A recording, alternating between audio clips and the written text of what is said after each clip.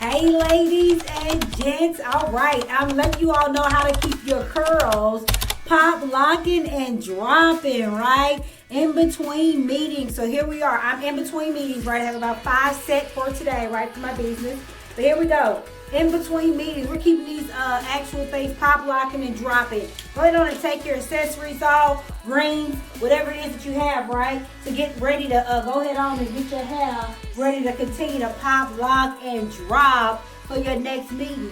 Now, as you can tell how I actually twisted these when I did this twist out, right? You can tell that. But that's not even what we're going for, because guess what? All I need is just for my hair to keep a good little lock. So here's 2 separate twists that I'm just sitting there just literally, I'm just twisting on down. Am I twisting it tight? I am not. This right here is about 5 minutes. I can send some messages. I can take a little nap. I can do whatever it is that I need to do or